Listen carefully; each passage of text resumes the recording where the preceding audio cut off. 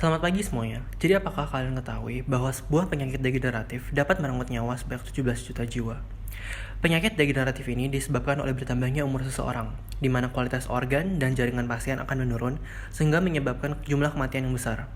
Untuk saat ini, solusi yang diberikan adalah dalam bentuk terapi atau rawat inap. Akan tetapi, solusi terapi ini hanya akan mengurangi gejala dari penyakit mereka.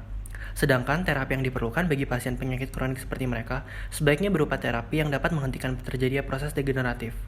Oleh karena itu, muncullah paper kami yang berjudul Sel Punca dalam pengobatan penyakit neurodegeneratif, di mana terapi sel punca ini diyakini dapat memperbaiki jaringan yang rusak karena memiliki kemampuan diferensiasi menjadi banyak jenis sel. Berikutnya adalah sumber sel punca. Pertama, sel punca diperoleh dari embryonic stem cell yang diambil pada stadium embrio dari sisa embrio yang tidak terpakai saat fertilisasi in vitro. Kedua, adult stem cell yang diambil dari jaringan dewasa yang memiliki sifat plastis, yaitu kemampuan sel untuk berdiferensiasi. Untuk transplantasi sel punca terdapat 3 jenis.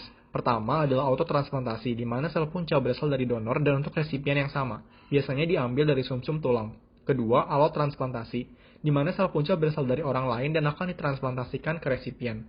Terakhir, xenotransplantasi, di mana sel punca diambil dari spesies yang berbeda dari resipien. Contohnya, fetus kelinci yang digunakan untuk terapi Down syndrome.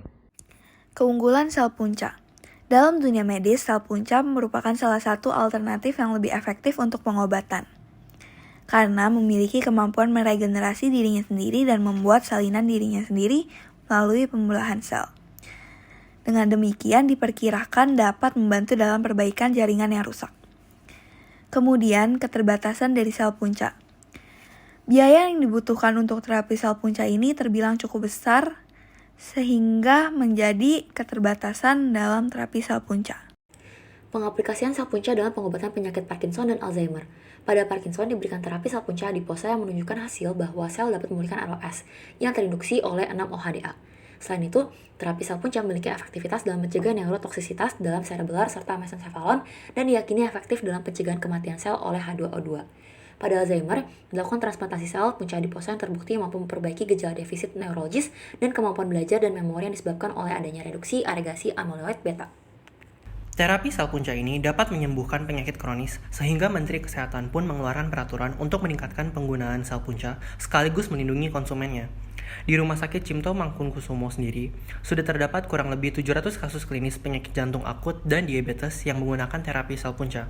Untuk kedepannya, pemerintah berencana untuk membangun bank darah tali pusat publik, namun atas dasar pasal 7 Undang-Undang Paten Indonesia yang menampung pendapat masyarakat di mana sebagian besar bertentangan dengan hak paten hidup, maka Indonesia pun melarang paten atas cloning hewan dan manusia karena masalah moral dan etika. Dapat disimpulkan dengan adanya penyakit neurodegeneratif seperti Parkinson, Huntington, dan lain-lain mampu memberikan kerugian serta kematian. Maka dari itu, untuk bisa menghentikan proses degeneratif, solusi yang paling efektif adalah dengan penggunaan terapi sel punca. Sel punca dapat diisolasi dari sel embrio maupun sel dewasa dengan keunggulan yang diberikan yaitu terdiferensiasi menjadi banyak jenis sel dan regenerasi dari sel, yang dimana akan sangat membantu dalam perbaikan jaringan sel yang rusak. Sekian dari kelompok kami, terima kasih.